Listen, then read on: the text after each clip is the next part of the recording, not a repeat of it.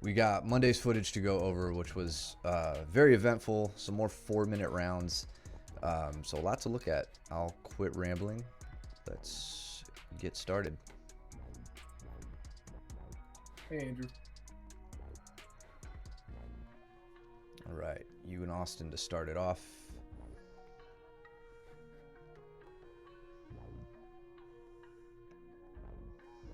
Hits me with a nice double leg. Yeah.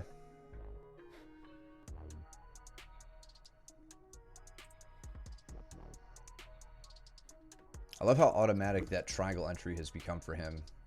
Yes. He sees your hand on the ground and knows that right here, right hand down, he's got the entry to the triangle. Yep. Yeah, he switches to the wrong way triangle. Immediately goes to the wrong way. Maybe it was from my body positioning and how I had put him on that hip. Mm-hmm. It seems like it was the right call. And then he's using it to try and go to a I don't know if that's not a reverse triangle, but That's a rear. Sorry, it's not a rear triangle. No, that would be a rear because he just hasn't put you on the back. Yeah, you're right. Yep. So yeah, he's so he tries to go rear.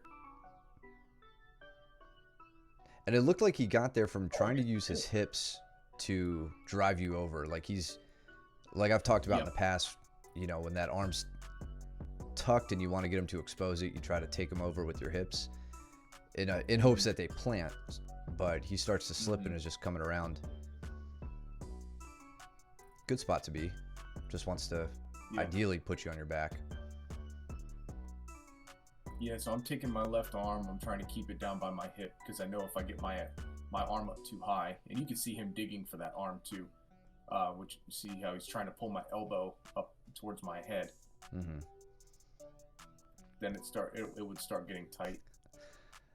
I think Steven was giving Brandon a lesson in what mercy grips are here.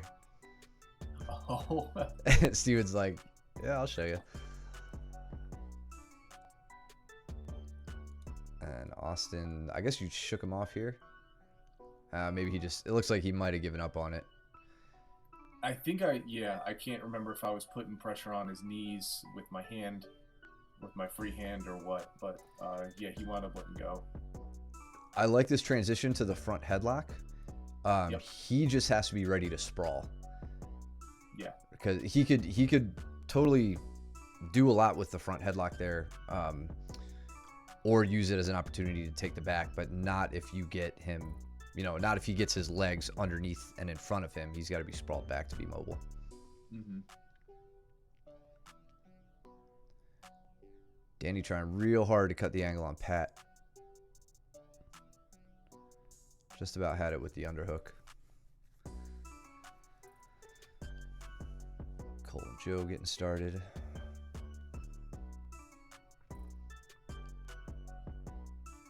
I'm going to say it looks like it's even faster than normal, but I've just realized that it's the pace that we all go when it's 4-minute rounds compared to 6-minute rounds.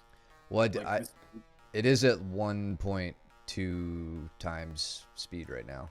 So yeah, but isn't it normally when you do the stream? Sometimes. Just depends on if we're looking at stuff. I mean, here's regular speed right around here. But we normally have so many matches, especially in the beginning, that I just crank it up. Okay.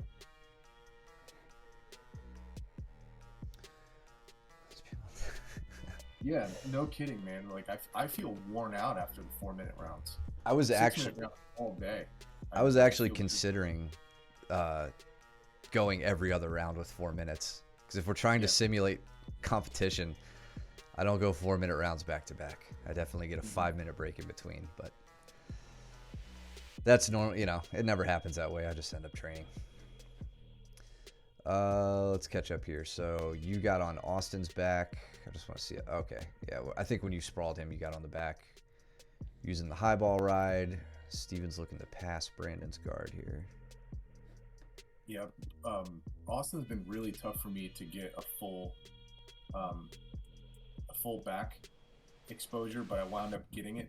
And then as soon as I felt comfortable, I immediately switched to the body triangle. And from here, it was just a matter of winning the hand fight. Yeah.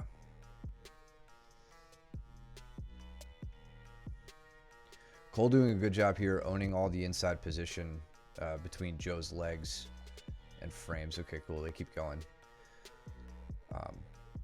Giving him a good opportunity to pass right up the center. Mm-hmm.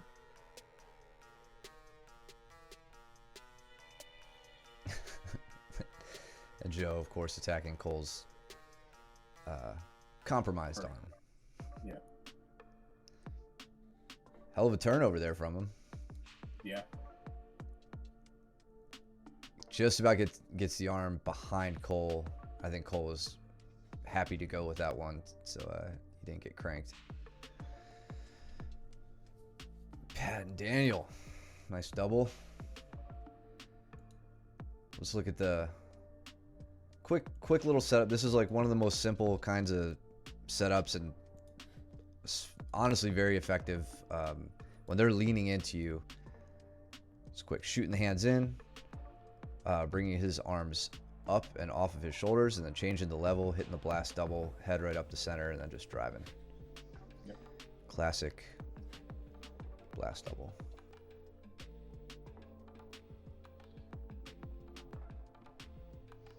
Now following through, trying to get around the legs, just about gets past the knee, almost.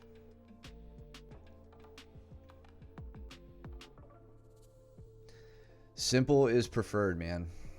I mean, that's why I will forever hate on flashy Instagram stuff.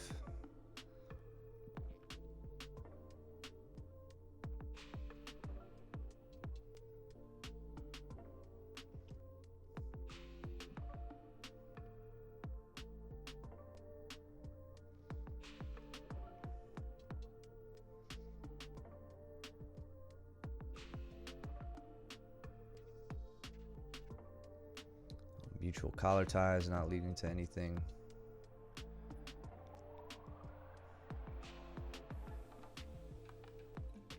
Oh, little knee pick. Knee pick. What about Daniel and Pat here? Looks like Pat had mount. I'm gonna guess Daniel that was like an Americana or something. Americana. Like. Yeah.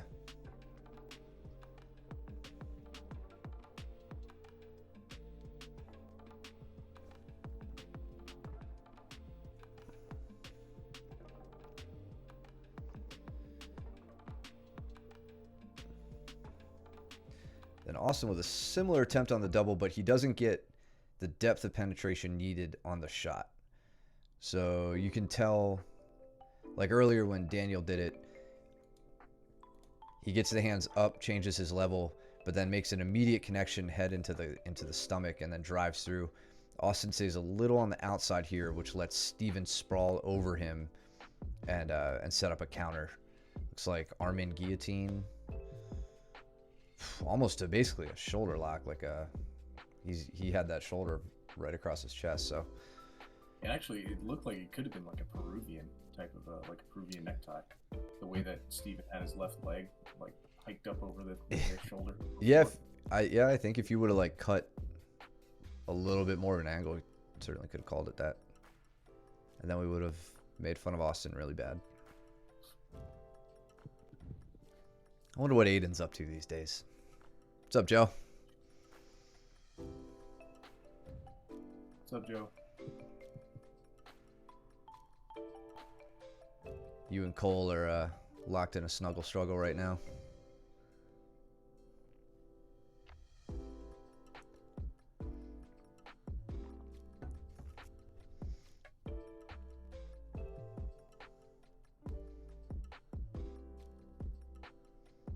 Steven working that outside heel hook. And that was a nice counter, or not counter, but escape by Austin. Yeah. So I think I maybe you went over this Thursday. I think you went over cross Ashi entrances or something, right? But Steven stays connected up top here. Like Austin's kind of, he's sitting back a little bit.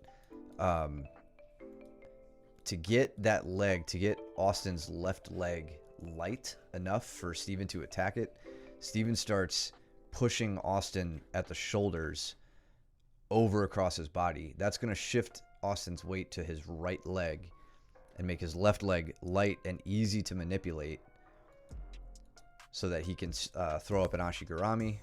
Here he settles for kind of a backside 50-50 with heel exposure already, being very kind not to totally just rip Austin's knee to shreds. And Austin wisely keeps rotating and steps over, gets free. It looked like, Steven, you were trying to switch your grip to the reverse rear naked.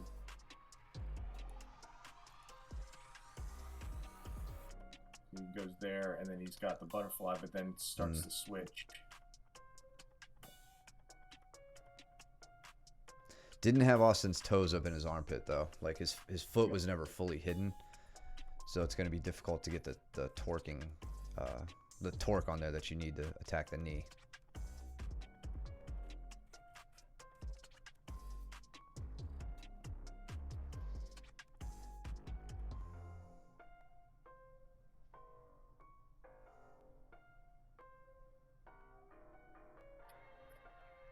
Buggy choke from guard attempt.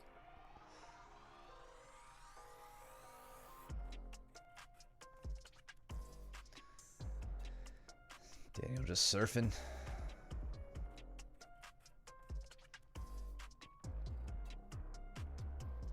I think this is coming up to the end of the round here. I don't know what sort of, yeah.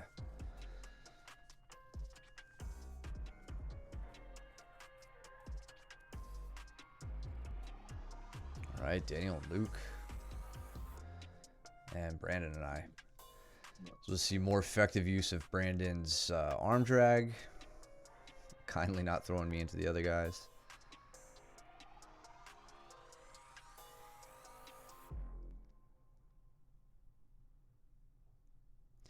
Brandon, something you may want to consider against an opponent as short as myself or maybe near my height.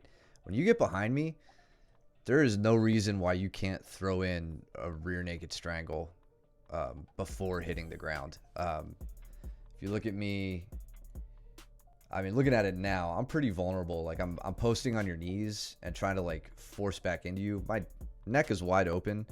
If one of your underhooks came up and over real fast around my neck, I would have something much more urgent to fight. So you can use your height to an advantage there. And then probably just pick me up off the ground and strangle me out and drop me like it's WWE.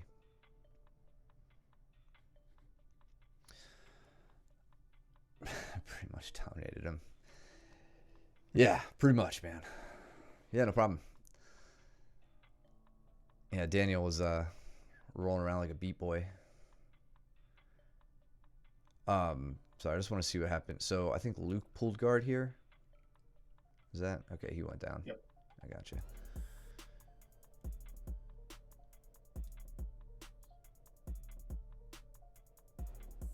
Daniel doing a good job keeping Luke's legs pointed away from him as he makes his way around the guard. See, Luke's trying to turtle up, but Daniel keeps a hold of that arm to try and keep him from turtling. Does a good job of doing that.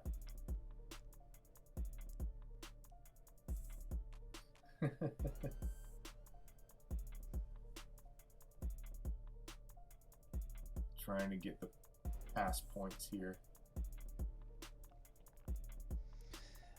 And Luke getting to where he loves to be, which is half guard. Oh, he's in just half guard now. Daniel flattening him out. It's not as strong there, and then Luke gets into a bit better position here. The reason I say that is because he's on a hip rather than being flattened out. Yeah. Digging for Kimura. Don't think. Okay. And he gets it. Yeah, got it. Yeah, that's a tough one to get out of once he gets that arm. Mm-hmm. What's up, little bean? What's How you up? doing, man?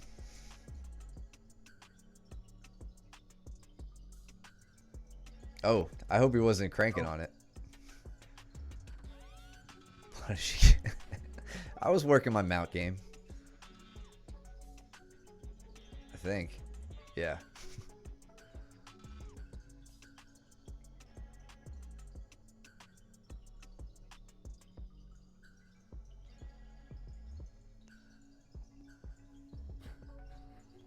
Let's look at that one more time.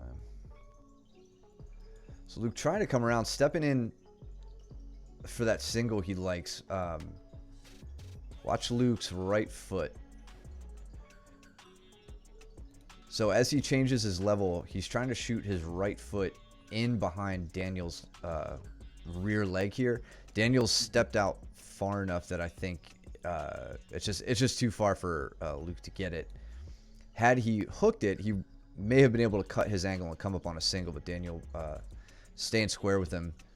Luke finishes with a double, but ends up getting almost cracked down and settling for bottom turtle position. Nice scramble. Can you go back to this this straight Ashi entrance that Steven just got? So watch this. Watch his left hand. Or maybe no, it's his left hand. And then he just stays with Joe's leg the entire time. Did you catch that? Like I didn't see what his hand was doing now. So his left hand goes and scoops right behind Joe's ankle, like an ankle pick. Okay, I see it. And then as Joe pulls it back, it pulls Steven straight into the leg. Yeah, interesting. And now what Steven's doing really well here, right? We know from like studying legs is that if Steven starts to shoot over towards that leg, so it would be on Steven's left-hand side. If he goes too far, then Joe has a back take to come around to Joe's left side, right? So if Joe goes down to the left and starts to scoop underneath Steven's hips and pull him up, he can start entering into getting some back exposure and going into the back. But Steven is using his right leg to flare out in front of the hips of Joe, so that way he can't turn any sort of angle or get a good grip on the back. So he's doing a good job doing that. Joe, again, like doing a really good job of trying to get around the legs. So he winds up ripping open the Ashigarami and actually running around it. Yeah. That was really cool to see. And they end up into a closed guard. Joe, for you, yeah. Like as you're coming around, you may not have recognized what you were getting into, but I really want you to be aware of the legs here and start using V grips and posting on the ankles and the feet in order to keep Steven in that position, because that's not an athletic position for him, right? And that way you can start guiding his feet left and right or over the top, and start passing the guard rather than getting caught in closed guard here. Yeah, you opt to just bring your arms inside, which is fine if you were worried about the threat of a triangle. I get it. Yep.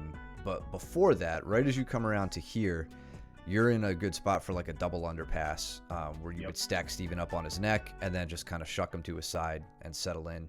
And even if you didn't get a double underpass, you could bring your head to the outside of one of Steven's legs and take a scoop grip on it with an inside arm, and then still guide him over in one way or another. It wouldn't be quite as positionally controlling as a double under, but it's still just like a heavy stack pass that you could use here. So you were in a great spot. Just a matter of recognizing that opportunity before it passes. But it's also closed guard week, so I'm not upset to see you being forced to work with closed guard.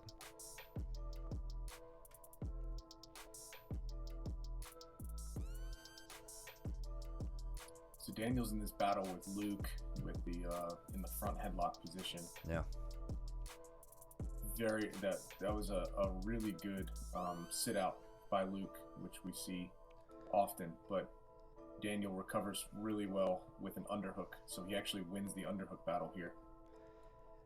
And just because later we're going to see Caleb getting shouted at, even though the volume's off, by Luke for a sit out, We're just going to look at this little variation that Luke does here. So this isn't, I wouldn't call this a traditional sit out.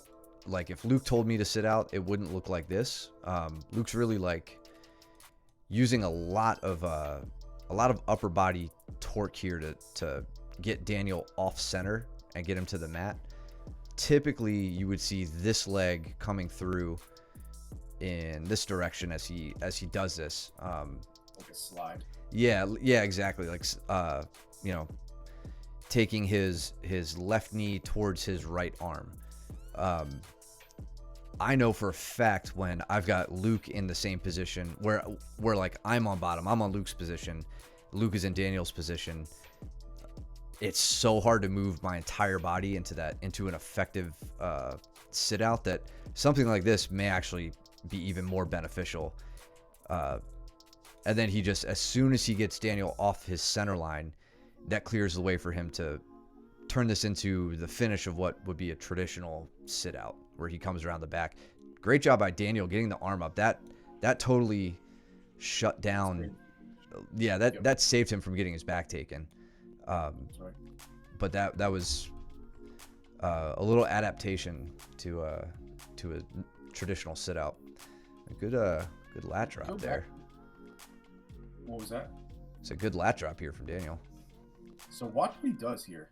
This is really cool how he tries. So we went over in class like the idea of like superficial underhooks, to where we, generally when we get into these tie ups, you kind of just have, hand on the near side lat and then a hand draped over top of the tricep or the shoulder, and you're not really doing shit with it. You're just kind of dancing around, right?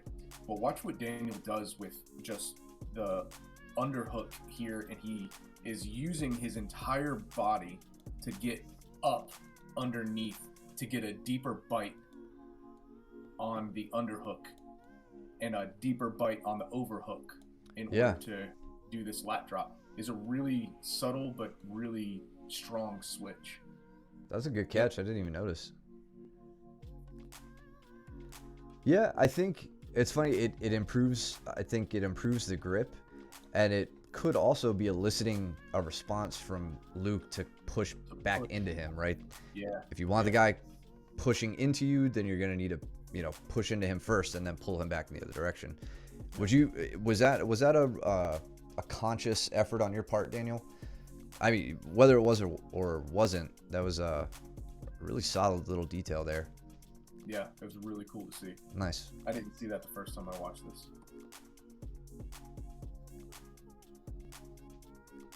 That was a great adjustment.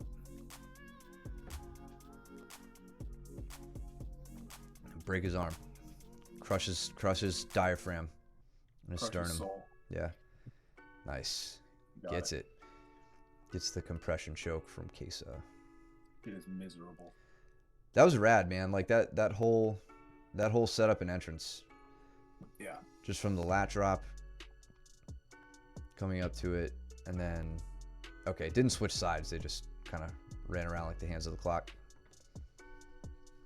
You wanted your hips on his hips before you went for that turn. That is it a lat drop? What is that called? I mean, it's kind of like a suishi, but it would be a lat drop, I guess. Right? Yeah, I mean, he didn't use his legs as like a hook sweep like traditionally. I mean that to me just reads like a Greco-Roman, like a lateral drop. There might be a different name for it in Greco.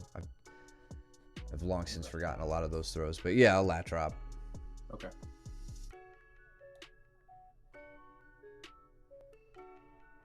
If it's not in Japanese, I'm not gonna remember it.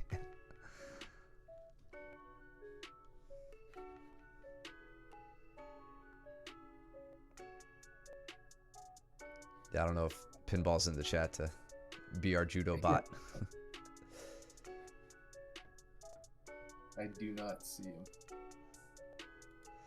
Joe working a little kipping escape here on Steven, a little side kipping action. Good frame on the shoulder. Learning Greek, Jameson. Was there a time you spit out Greek terms? Have I? I don't really know Greek. I mean, I know the Greek alphabet from doing math, but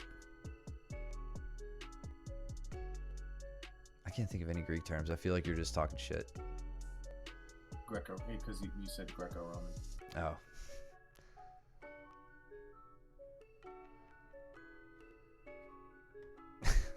Weird flex.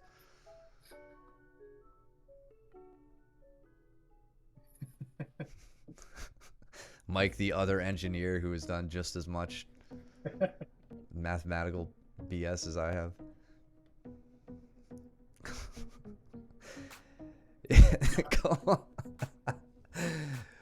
Cole thought he knew Hebrew until he learned it was Greek. Inside joke. What was that? Isn't that a sigh? Like, yeah. Bro, I know pi when I see it. Yeah.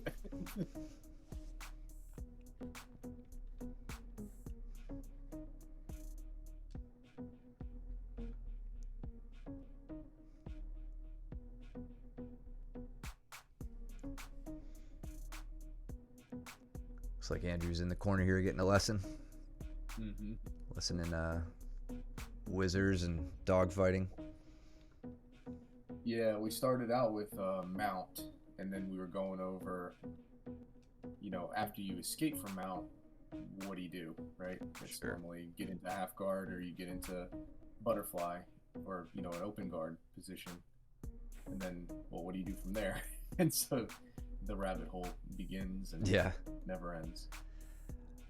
I can't tell, Caleb, if you and Austin are just like kind of flowing here or what. But Austin, when you are in a position like this, I feel like you'll often find yourself with Caleb.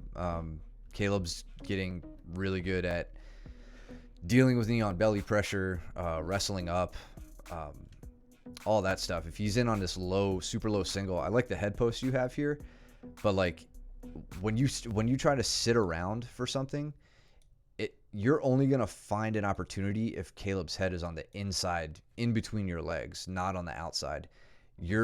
I think you're better off forcing, like, just shove Caleb's forehead right to the mat and try to extract your leg. So you're pushing on the head and you're pulling the leg out. And then you could hit a quick turn to try to set up a front headlock, heavy sprawl, work to the back, whatever you want. But now you end up on your butt with Caleb driving forward. I think I speak for everybody in the room right now. That's one of the least fun places to be. Really nice pass, Caleb. Yeah. On that. I like that leg split he did. Yep. So he's posted on the hamstring, but then he uses his foot to shore it up, and yeah, that was really good.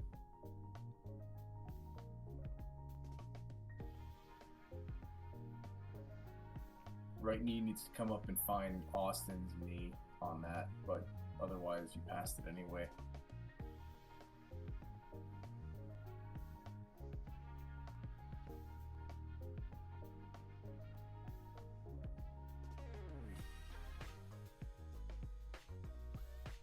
How did that end?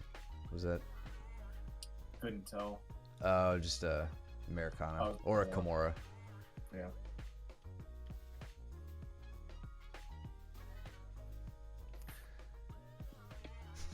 Looks like Luke is punishing Steven.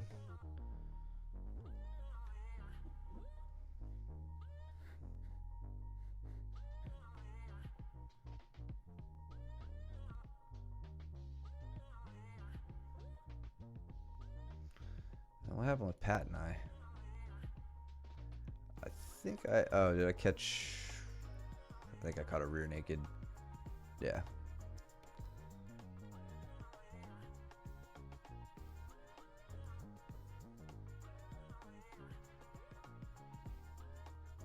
So Austin asked me, I don't know if it was after this roll with Caleb or after a roll later in the evening, but we were talking about breaching the neck when you're on somebody's back and you're doing well with a hand fight. You've got the arms under control.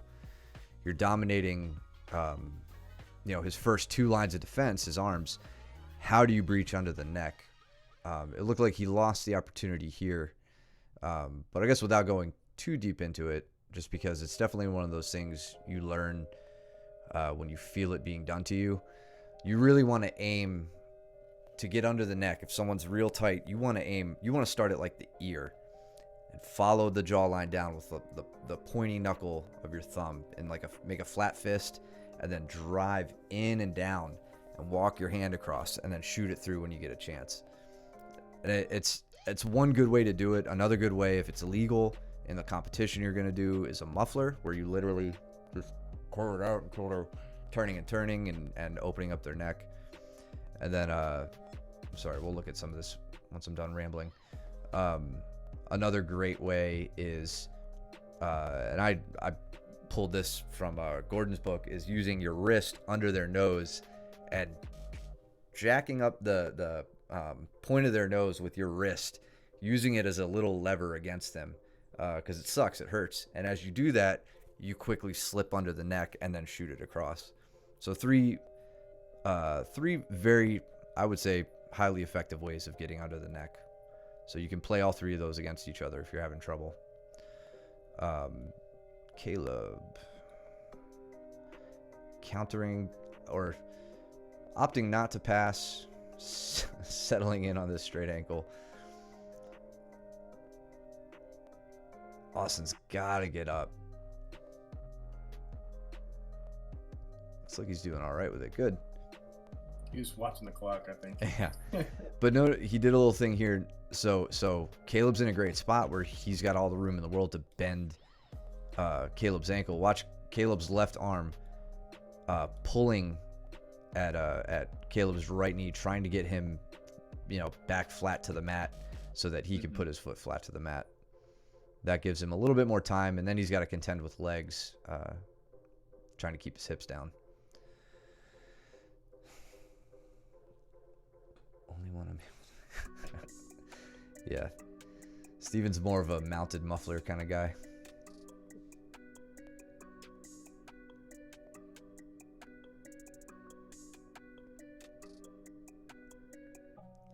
I honestly don't. Subscription.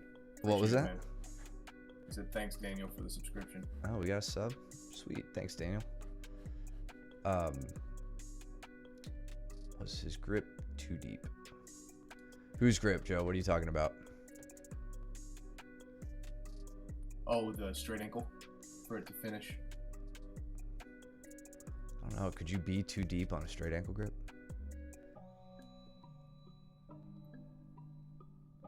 Grip was too high on the leg. Yeah, and you could see. You go ahead, Mike. You're better at these than I am.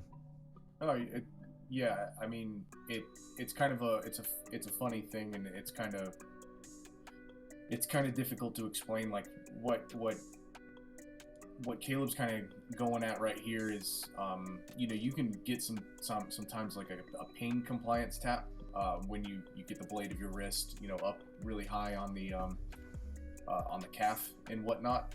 But I think what Joe so there's a couple of things going on here. Joe, you said, is the grip too deep? If Caleb's wrist bone was on the calf, and it was kind of tucked back a little bit, that position on the leg would have been more painful, right? And it may have gotten a tap from Austin. But since he's elbow deep on that straight ankle grip, he is too, I guess midway through the calf to where there's not going to be any pain and there's not going to be any stress on the ankle. So he would have to move, further down towards the foot in order to get some stretching on there. And you can kind of see that. You see how it's really easy for Austin here to boot. It's just because his arm is too high on the leg, like more towards his knee than his foot.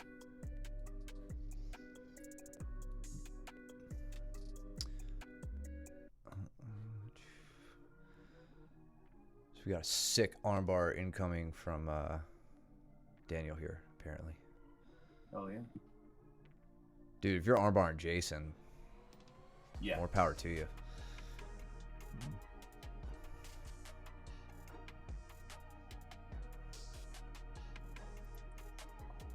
Is that you training with Steven?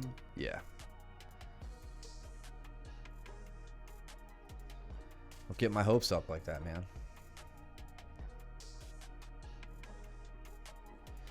That was a really nice combination. Yeah. You see that, the outside trip to the double leg, to the like, boom, and then follows it up.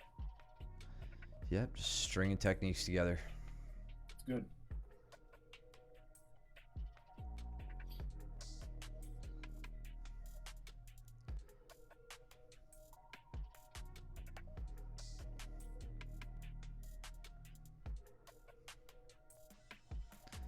So I opt to sit back on a leg here as well and end up totally losing it.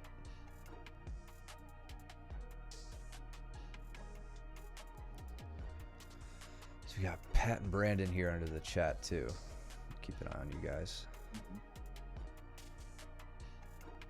Who's in the top left? Is that Joe and Brandon? Yeah.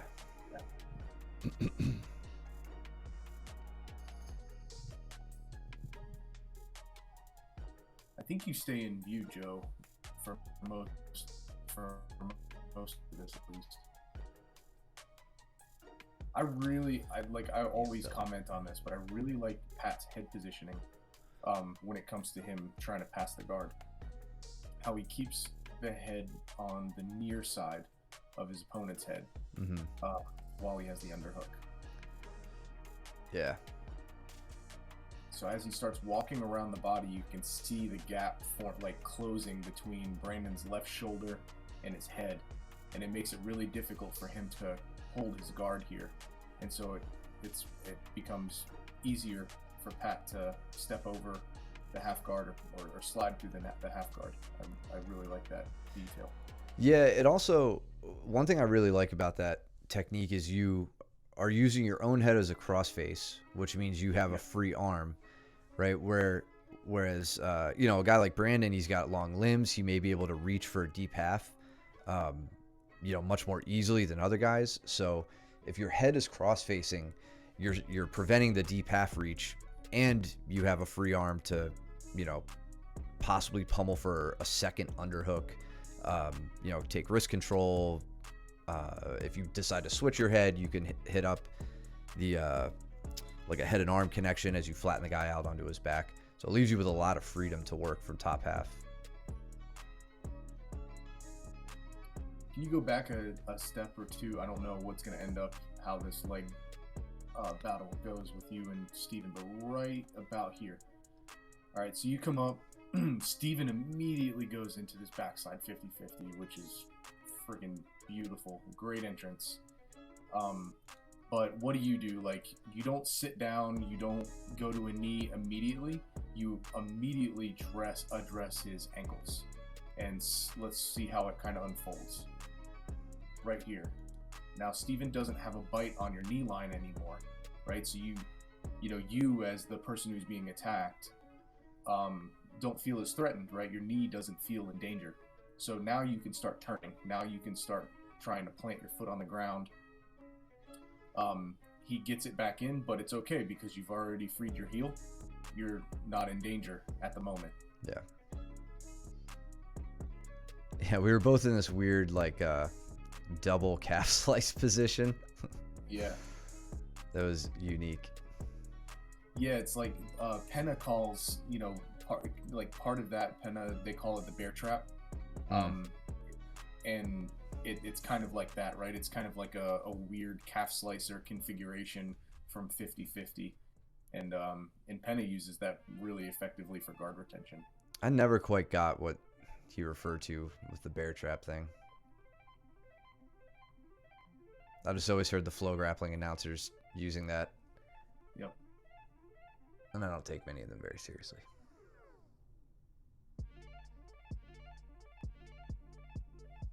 So hang on, Daniel, did you get the armbar on Jason? I didn't see it. Or are you talking about the one that was on Steven? I don't see no armbar. Steven. Okay, it was the next round. Oh, okay.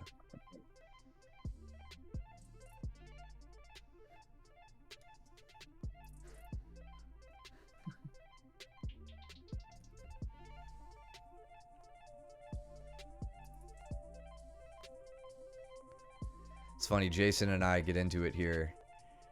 We have a a good active match, and the whole time his buddy that took his intro class, I think Courtney's his name. He came over and watched us, and I was like, "Hey man, you want to roll?" I'm like, it won't be anything like what you just saw. Yeah. I promise. Steven in deep on the Ashi here. He is, but Daniel just smashed him. Weighing down those legs. Yeah, then getting his own leg free, sprawling back, coming around the corner. It's the risk, or one of the risks we take.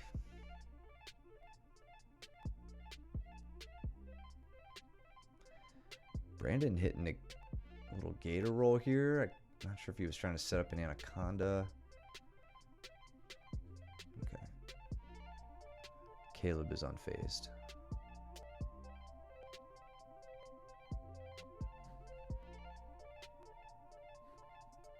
Turn him over, trying to get to the arm for the Kimura.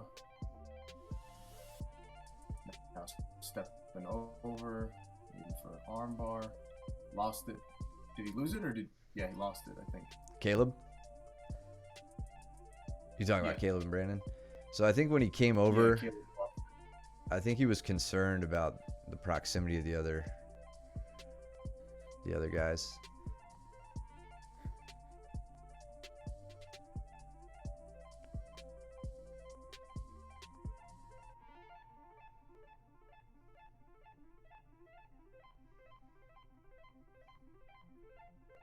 You're on Jason's back here.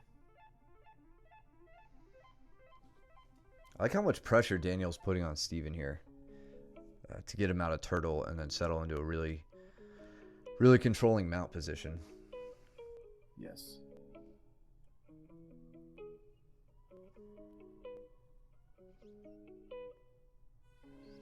Daniel, you could have like a monstrous mount game. I think you lose the arms here too soon. Like you slide your knees up, and then I feel like you voluntarily give up the double underhooks here, like right there. Mm-hmm. If you just hike those things up and control them for a little bit longer, like you would have murdered Steven there, I think. S-mount. Yeah, okay. All right. I mean, I would just say stick to the arm control a little bit longer. Bring your knees up, like don't let go of the arms until you're there it is. Yeah.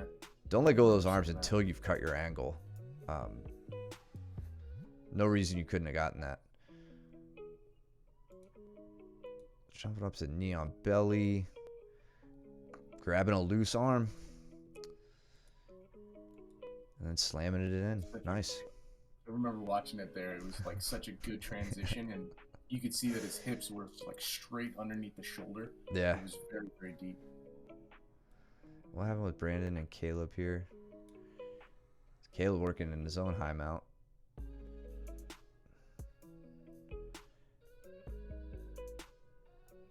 Just putting Brandon in a terrible spot into the armbar. Okay. Work on passing. It's been great.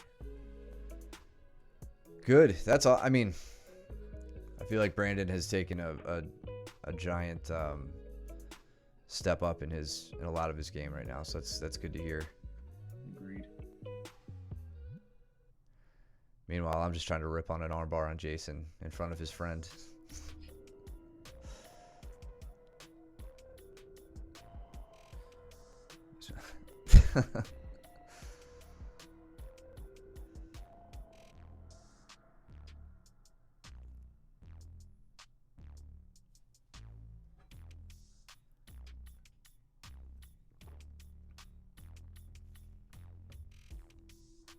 Mike, I gotta show you something Steven and I were toying around with from the split squat position. Okay. As someone's trying to pass, and you're the guy on bottom. I don't want to say it here because it might be totally worthless, but I'll show you next time we're at class. Okay. He went in on deep half form with me, and I posted up because I was like, can I get the darts from here? Tried, and to no avail. My darces are terrible. So I want to look at Caleb and Austin here. So I think it looked like Austin was going for a Darce. Caleb kept his elbow nice and low, hit this roll through, and old Gumby shoulders ends up rolling through. I think, Caleb, if you could have gotten control of that wrist, and you're doing a good job keeping this elbow down, and then if you would have gotten control of his wrist, you may have been able to finish this, because he can't roll right now. Somehow he gets through. And then Caleb takes a page out of Daniel's book here. Just kind of bridges up, pins him. Does a good job taking top position. Yeah. Austin's too damn bendy. Makes me uncomfortable. Yeah. Yeah. That was kind. That's a good training partner. Let's not compliment him too much. Keep him in line. You working your double knee on belly? I was trying. He was not having shit with it. He was actually doing a really good job. I was trying to do some flip passing, and he just came up and did like a knee pick on me. Like, he just grabbed behind my knee. Yeah. And I was like, I can't move my leg. Like, I couldn't do anything with it. So almost hit you with the Choi bar here. He did. The new in vogue Choi bar. Look it up. It's basically an arm bar, but with a fancy name. Yeah, so I was trying to come around, but he's just not having it at all. And I tried one more time. He pummeled in. Yeah, like, so all right. then I went, I'll just take your legs. Damn. Rolled out of bounds, disqualified. Now his guard was that I couldn't pass it. Steven has forced me to get used to passing to the opposite side now. Yeah. Because he plays on his left side every time I try to force him to his right. Oh, almost with the cartwheel pass. Yeah, that was fun to deal with too. You can never tell when he's doing it. He just like loads up, and then you can never anticipate it. Let's look at Danny and Brandon here.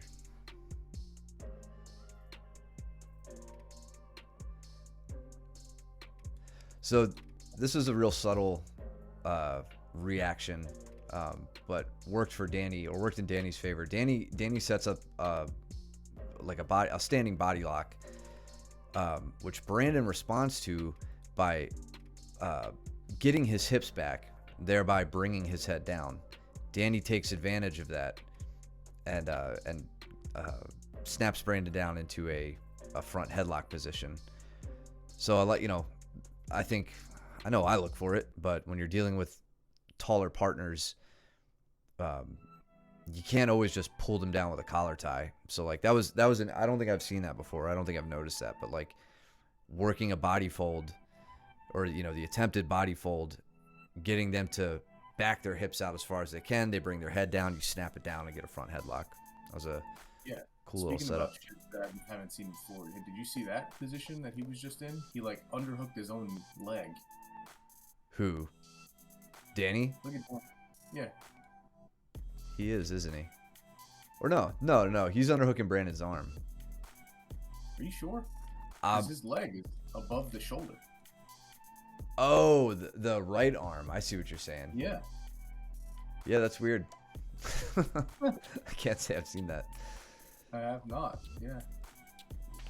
And then transitioning to a finish with his legs here crossed, not quite in like a kind of a 3/4 juji, but that top leg was a little down past the shoulder line. But either way, it was enough to control Brandon's shoulder line and head, and he gets the arm bar.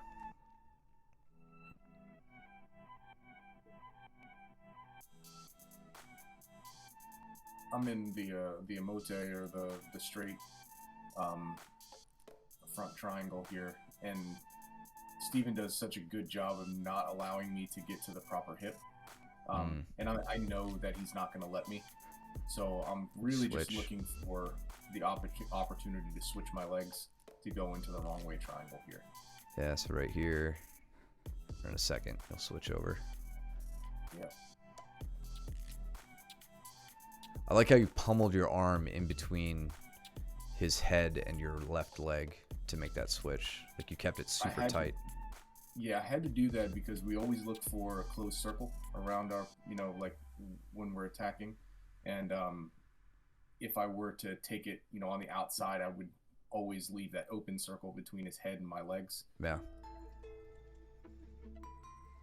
I didn't get the tap there. That was just the round ending. That was nice though. Yeah, he was fighting like crazy. It was good.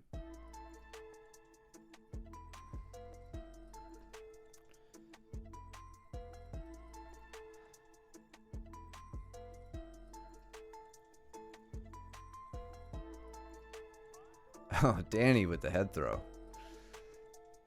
But Caleb taking top position.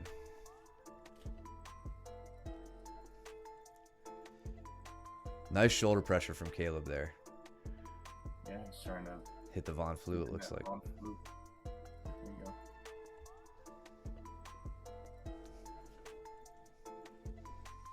Nice back take, Joe. Yeah. I like the immediate threat of the strangle. Brandon's doing a good job keeping his chin down, fighting the hands here. You've got the right idea, Joe. Getting the trying to get those hands under control.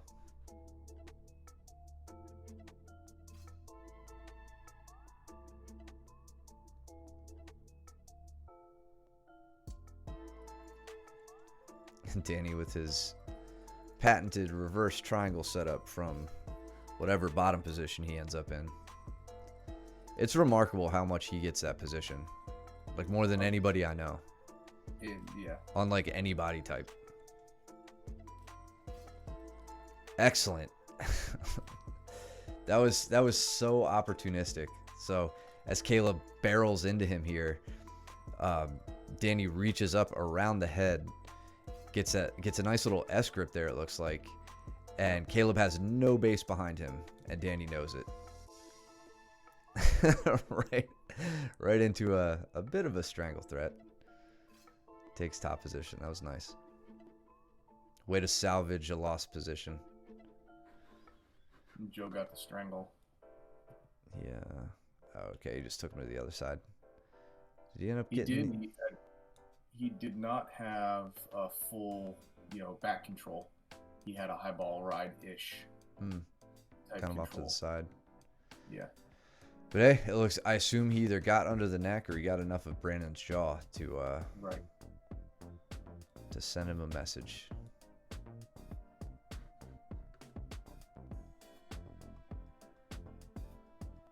That was almost a blackout. Damn. Dude, Danny and Caleb are having a scramble, man.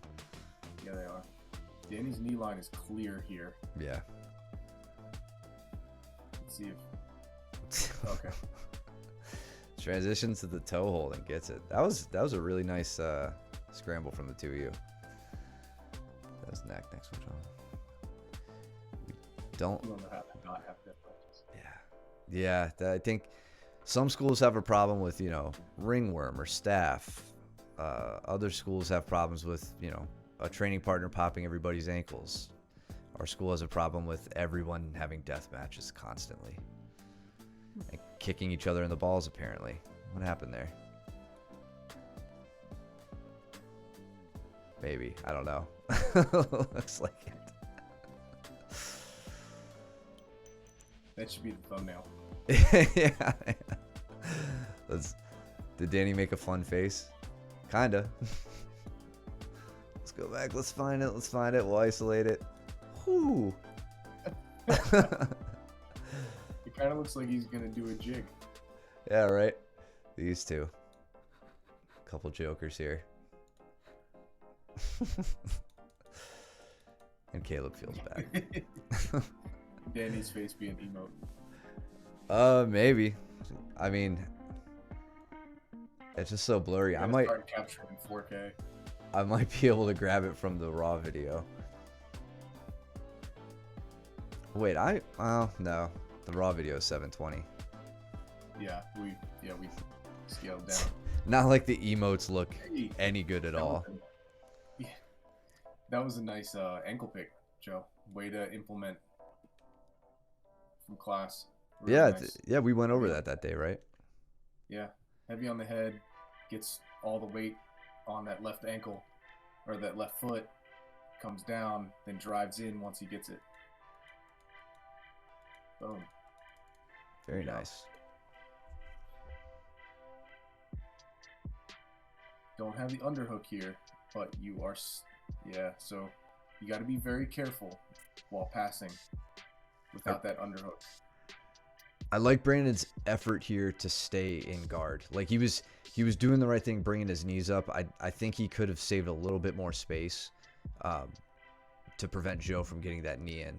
Great job of Joe grinding through that to take mount. But Brandon has the right idea. I feel like every week he's getting a little tighter and tighter with his guards, his positional escapes, his defensive postures.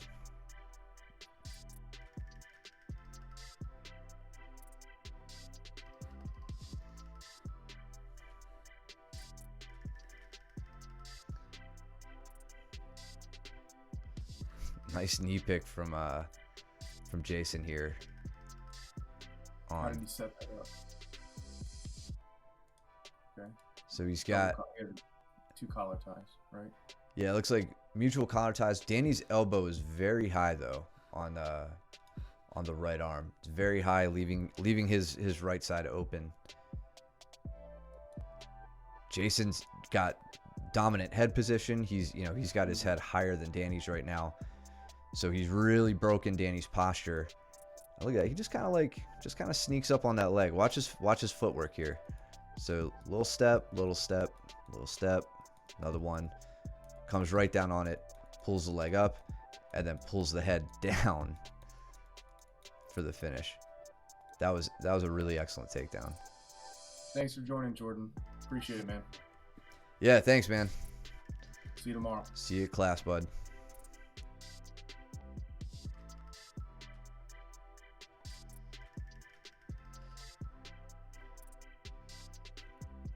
Jason looking very offensive here.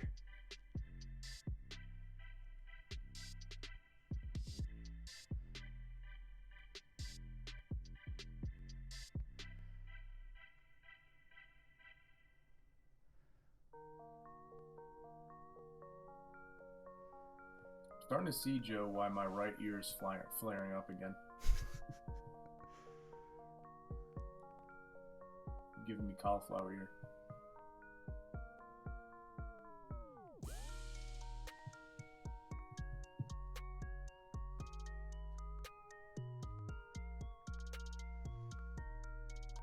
Danny's doing a good job here trying to disrupt Jason's top position, but I think we all know how difficult it is to control Jason's arms.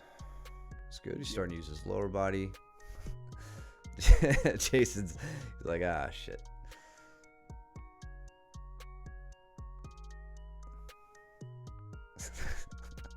Joe says, stop using your ear to pass. I should. It's not working. That can be your first instructional. Yeah.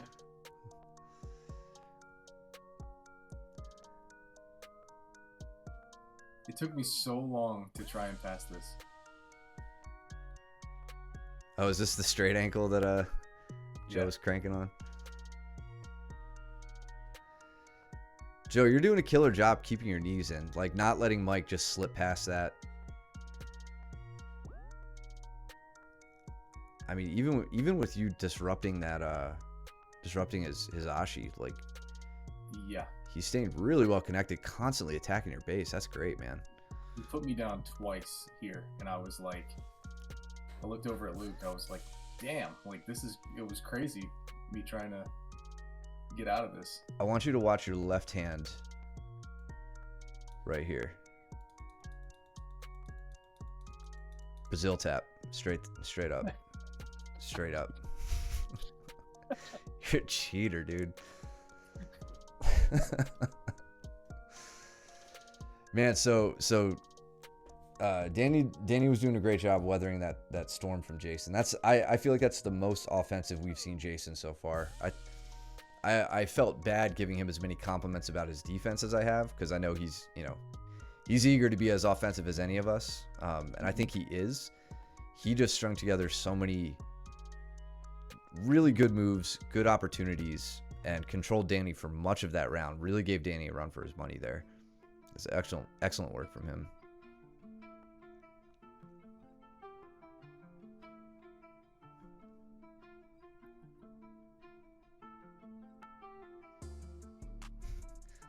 You wore out Joe's hips, and then he agrees to take a roll with Luke here.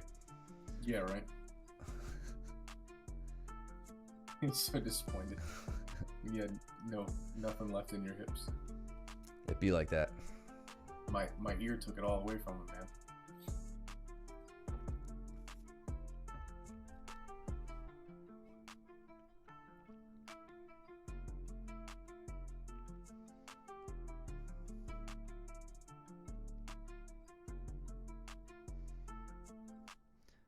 Pat opting not to tangle with Caleb up top, which I totally get. Well, tangling with him trying to pass is also sucks. Yeah. Do you want to get tired standing, or do you want to get tired laying down? Yeah.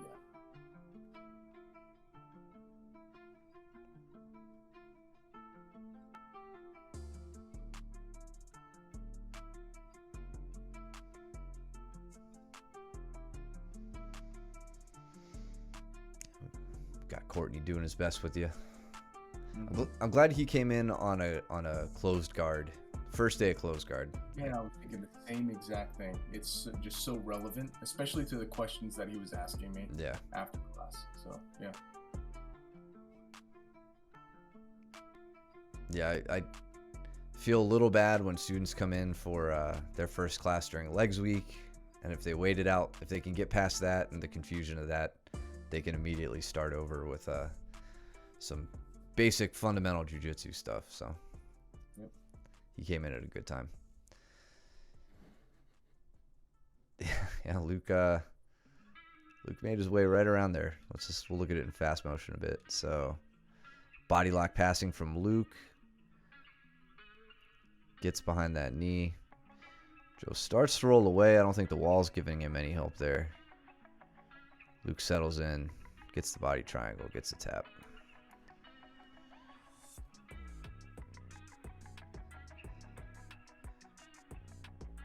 You got blurry-eyed.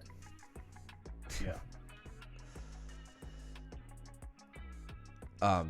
Really, I just want to point this out with Jason as well. So, we've seen Jason over the past few months really sharpen his own standing guard break. Here, Steven's doing the standing guard break on him. Jason's really quick about hitting this double ankle sweep. I'd like to see his hands a little bit lower, lower towards the ankle, and then, the sweep itself isn't. It's not that it's a bad sweep. Like we've seen how to shut it down. I think Steven tries to do it here, but Jason really put into practice something I yell at you guys relentlessly during drilling, is that the sweep isn't over when your opponent hits the ground. It's over when you take top position. So here he is immediately heisting up. Steven gets a roll on him here, but Jason extracts himself and takes what a ref would consider top position here. Steven down on his butt and back, and gets the sweep. Yeah. So Joe, I think that was a legitimate passing attempt. Now, when it comes to competition, that's not considered a pass because he goes to turtle. So you have to secure shoulders and hips to the mat while you're in side position for 3 seconds for it to be considered a pass. So as soon as you come around, Luke turtles up, which omits the guard pass, and then you're kind of looking to either put him down or take the back. In Naga's point, it's 2 points, right? For the back take. Yeah, everything's 2 points in Naga no gi. Joe, something here. It's gonna be tough. I think Luke wins the underhook battle here. So you know you may not be able to resurrect this. You could. What I was gonna say is if you have the underhook, rather than searching for this like grip around the body, if you had the underhook, your left arm, if you poked your hand out right here and just put it on his back, you have this kind of lever that works against him, where you can turn him over. I believe that's what you would call a cow catcher. If you want to look up any videos of that on YouTube, and like wrestling, I believe that's the cow catcher. Since you don't have the underhook though, you could possibly work with a wizard here to crank him down. You're gonna have to lead with your head to get him to turn over, but once he gets his legs scissored, like he switches his hips and gets to his knees, like right there was your chance to do it. Right between like now and now is where you could have put him on his back. Now that he's here, it's going to be really hard to turn Luke over. And it looks like he's on a single. He is. Yeah. And that's tough. You don't have like your grips are underneath his, so it's difficult to sprawl out of that one.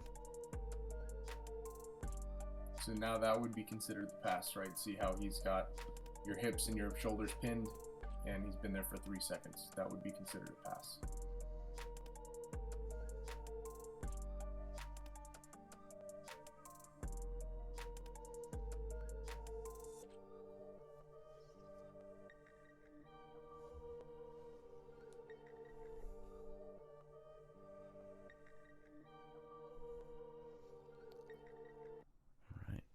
Steven and Danny.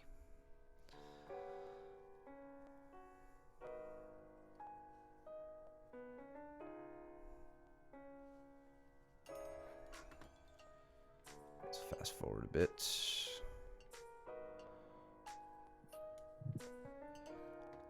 Luke keeping a real active open guard on Pat.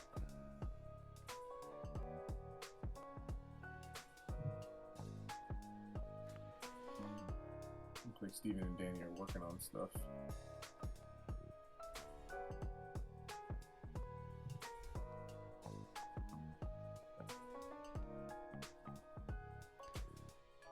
Like backstepping or something. Mm-hmm. I'm gonna fast forward a bit so we're not here all night. Actually, let's see. Luke gets his underhook from half guard. It's pretty much a matter of time for him to come up around the back when that happens. Something you got to be mindful of, Pat.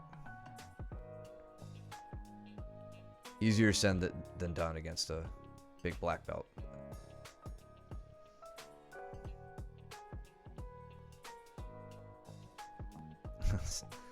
Steven going for the far leg before breaking Danny down.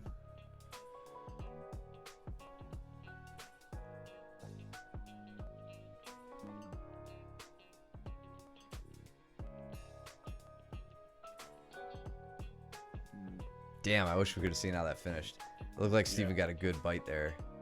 He did.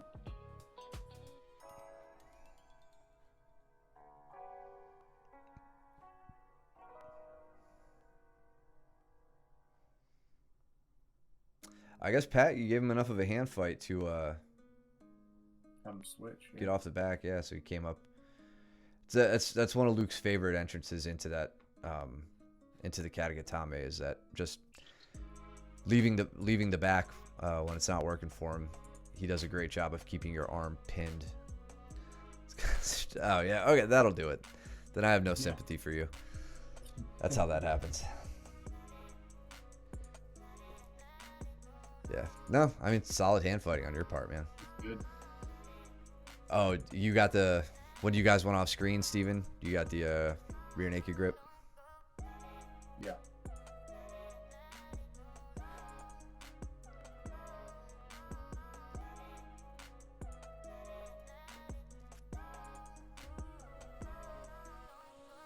Oh, Danny almost getting it. Danny, I don't know why Danny let go of that as soon as he did.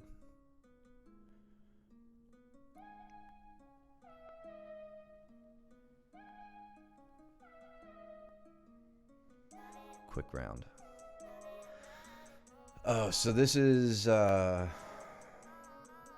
so a lot of this round between Caleb and I was behind the post, so I edited that out. But I think we get him smashing me for most of this round. So this was some of the best positional. What do I want to say? I don't want to say it was as much control from Caleb. Big tripod sweep there. Let's look at that again, just because that's the only cool thing I do this whole round. Boom. Caleb did an excellent job here, making it very difficult for me to establish position on him. Like, right there, rolls me right over. I normally feel pretty good in controlling him with the front headlock position. Here, he starts setting up his north-south. And from the get-go, it wasn't very threatening. But he had Luke coaching him, and he slowly made progress on this. And after about, I don't know, 30 seconds of dealing with this, he managed to get it very tight. I can't recall now if it may not have been strangle pressure. It may, I mean, like he had so much pressure on my head there, my head of my jaw, that even if it wasn't a strangle, it was still like, I'm not getting out of this, and it totally sucks. So we got a good tap there.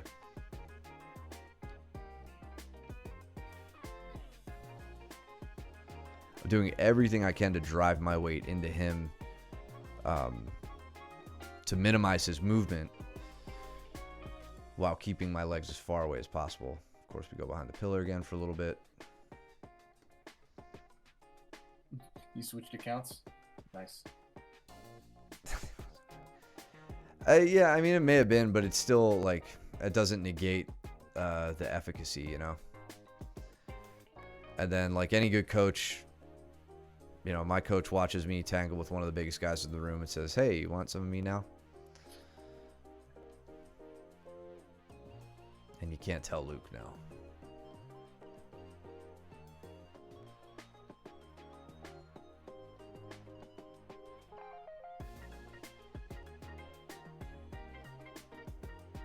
Something I try to do a lot with everybody, but I find to be most effective for me in trying to pass Luke is flattening him out in half guard, because he loves to play half guard. So I kind of have to deal with that and be a better passer there. But I'm working extremely hard to get my underhook. And then once I get my underhook, I'm looking for head and arm control, flattening him out, TPing up, getting my knee free, and then using my free leg to get my trapped ankle free. If that was a bunch of word soup, you're probably a white belt. Not a big deal. You'll learn all that stuff as you go. But that's the best way I find to try to get past Luke's guard, is using his half guard prowess, not against him, but fighting him there. And then inevitably he puts me on my butt. So was that deep half guard, like a deep half sweep?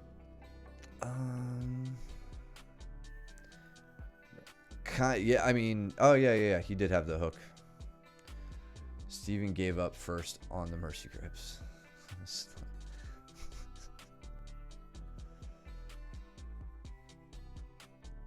I think they're behind the pillar now. Yeah. Just because, I just want to see. Oh yeah, they did. They were doing a little tango, and yeah, one of them gave up.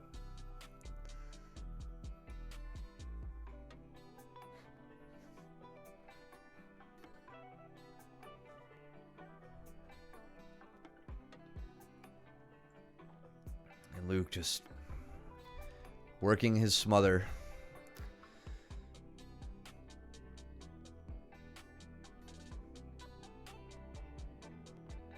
I think I gave him a bit of a challenge here to get to it, but like he's just really taken to mounted smother chokes. I can't wait until he finds a new obsession. They're miserable. Yeah. It's like I don't play around with him for too long. Because the thing about that is, if he's not covering everything, like if it's not a true like smother, he's just smashing my nose into my face. Yeah. So it's like, yeah, my nose turns purple. yeah, Like, I either can't breathe or I just get my nose bruised up.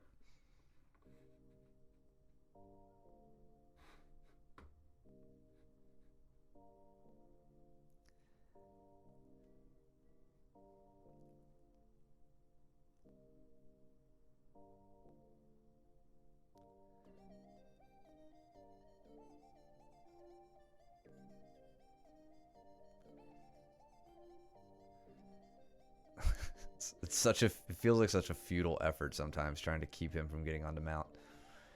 Meanwhile, you've got a body triangle on Austin, and I like how he's attacking the body triangle. He just loses a hand fight there. He didn't tap. I didn't get him on that. Time ran out. Yeah, he's good at that, man.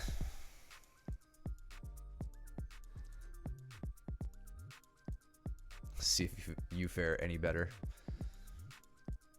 I mean, my guard doesn't hold up well with Like his top pressure. His style of passing. Yeah. Yeah. He's very good at blocking my knees, making them very ineffective. And the more I attack, the worse it gets, to be honest. Yeah. Yeah, he goes in and immediately is trying to smother.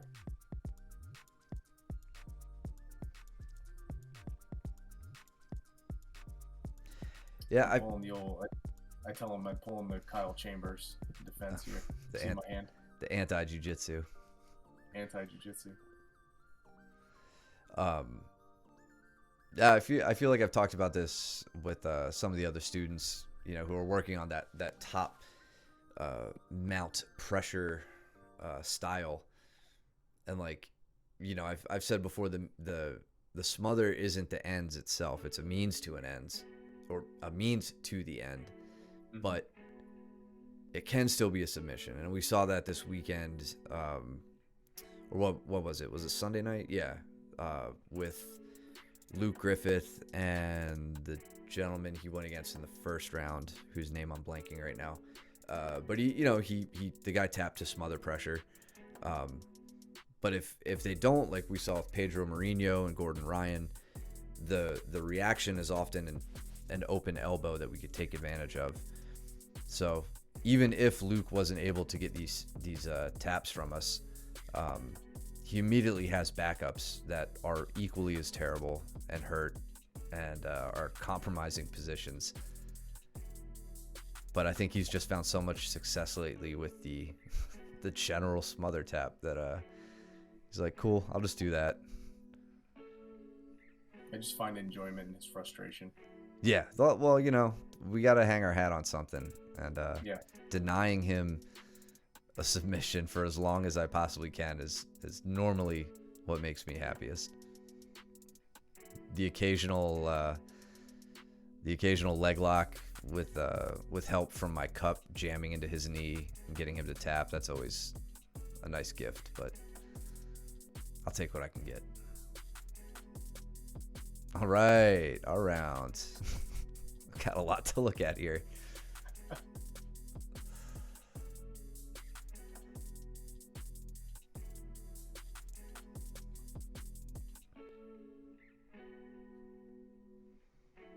Yeah, so you pummeled straight over my guard. It was nice. And I did it with the same sort of thing I was saying with Luke, where I get my underhook, I get my crossface. Now I flatten you out. I focus on getting my knee free. So there I get my knee free. I feel your legs open a little bit, and I just hit a quick hip switch rather than having to fight that battle for too long. Luke told me to go for a buggy choke. Yeah. Or something. Yeah, I don't know why. Listen, I pinned your hip. And I don't know, like, no offense to you, I don't think you're gonna ever buggy choke me. I don't feel like that's in your repertoire. Have you tried them? No. Okay, yeah.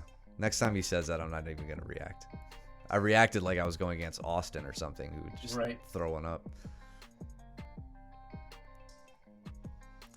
Speaking of the round, anything on your ankle hurting, or do you just have nerves down there, Mike? No, I feel like I got put into a straight ankle. But I feel fine. I'm training tomorrow. Yeah. I lifted today and yesterday, so I'm good. Yeah, well, I'll expand on that in a second. So what you can't see here that Mike set up for this triangle was an undeniable double wrist grip on my left arm. I could not.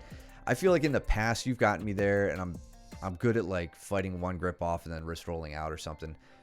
This time there was no getting out of it. You had so much tension on my entire body that like my neck was wide open for the taking. Mm-hmm. So here I initially think to sit to that cross leg over the chest position, but I could tell I had my chin tucked enough that I might be able to just do the standing kind of like kipping escape out of this. My big problem is I'm not really used to doing it on this side, and beyond the fact that this was an insanely tight triangle and you're only tightening it up further, I also had my arm under attack too. I tried to turn my hand palm down to your stomach, but it was just too vulnerable, too easy for you to control. So now we enter into a protracted leg lock battle. Yep. Quick back step into cross ashi.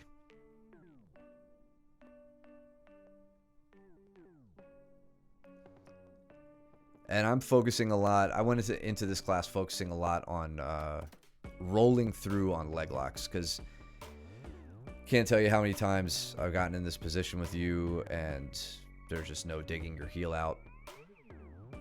So other good ways of exposing the heels, if you can't do it manually, I make sure I get the knee line. I start to initiate a roll, which you responded to, which I was very happy about. Yep. Start digging on the heel again. I'm not getting it. I try to initiate another roll. I switch legs. And I'm just going cross ashi this whole time. Like, I think later I might try an outside. Here I switch legs again. And this time, I feel like I get a great bite on the ankle. Or on the heel, rather. Just want to look at that switch one more time. So here I go from this, like, backside. Capture the leg. Throw my inside leg over. And then now I bring my shoulder to the ground. Everything about this, I feel like looks, or it felt good until I thought about it later. Right there, my wrist pops off because your ankle sounded like Velcro. I kind of got scared. But Yeah. here, go ahead. No, you do it.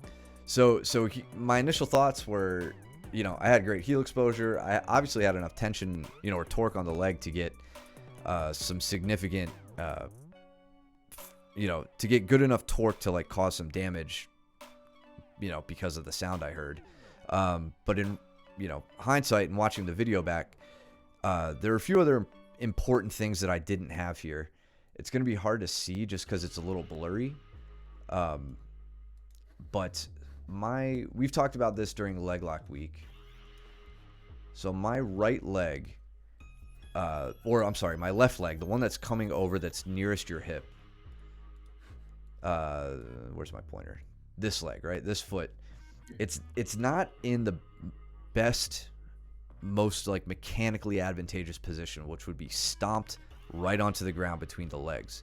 Instead, it's on the far hip. I'm not going to say that I couldn't have done good damage from here, but there's a reason Mike's ankle started making sounds and not his knee. And it's because his knee is still pointed away from me. My hips are behind it rather than on the outside of it.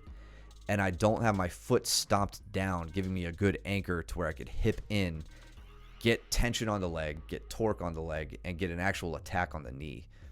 All of my force was going into the ankle. And that's why I was getting a good response out of your ankle, but I wasn't getting the type of braking pressure you need on the knee. Even here, like as you're starting to roll away, like you could see I'm behind your knee at this point. I'm not beside it on the outside of it. I'm directly behind it, which is no force is going to go on your knee at that point. and my right arm is actually scooping your knee to try and keep pressure off of my knee. So you True. can see my right arm rather. Yeah. My right arm is posting on the leg, scooping at the leg to try and peel it off, so that I can try and turn down and slip the heel. Yeah. So as deep as I thought I was, and I was deep, I had heel exposure, but I didn't have Yep. control of the whole leg. And I love your response here. We were just like, I'm fine, I'm fine. But yeah, so that's why I didn't get that as good as I thought I got it. And then it just went back really into wanted your leg. Like I really wanted it. Oh, I'm sure. After I got a little bit of vulnerability out of yours, you're like, let me show you who's boss. No, I mean, in all honesty, I should have tapped. The heel was definitely in trouble. I just didn't feel like my knee was in danger. Yeah, it wasn't. It wasn't. And I'm glad I got to go back and look at all that in greater detail. Let's not ignore this little last battle from Joe and Austin here. Joe doing a good job of controlling that far arm. Nice sweep with the hook there. That was nice. Does he take the back? Yeah. Nice. Gets the hooks in. Right at time. Good stuff. Good stuff tonight. Thanks for all the comments and questions and all that stuff. Really, as always, we appreciate you guys being in here joining us. So, and thanks for the 100 follows, the new subs, all that good stuff. You guys are great. Let's see. We got class tomorrow. We'll be doing gi class with Luke. Definitely get there if you can. Like I said earlier, this is back to close guard. So thank you, Pat. This is the fundamental stuff, especially if you're new. You definitely want to be there to brush up on your foundational jiu-jitsu skills. So, of course, thank you, man. Follow us here if you're not. Subscribe if you can. If you got a Twitch Prime, link your Twitch and Amazon accounts. That really helps us out. It's nothing to you, and it's a little bit of cheddar in our pocket to keep the stream going. So you could also support us over at coffee.com/MOBJJ. You could subscribe over at YouTube where we post these videos. Thank you guys. Really appreciate it. And I'm going to say tentatively we will have a Sunday stream. I'll be traveling, so hopefully I'm back in time to run it. Okay. If not, whatever. You guys will survive. So, anything else? We got any other business? Next week, it's competition, right? Not this Saturday, but next Saturday. Yes. Yeah, so definitely be around this weekend. This is going to be the last competition class. Bring anything you're working on, any questions you have, anything you want to shore up, all that stuff. We got fewer and fewer days to do it, so make sure you're getting to class, getting all your mat time in. Other than that, I think we're good to go. We will see you guys back on the mats. Trim your nails and do your laundry. Don't be stinky. And we'll see you there. Take it easy, guys. Later.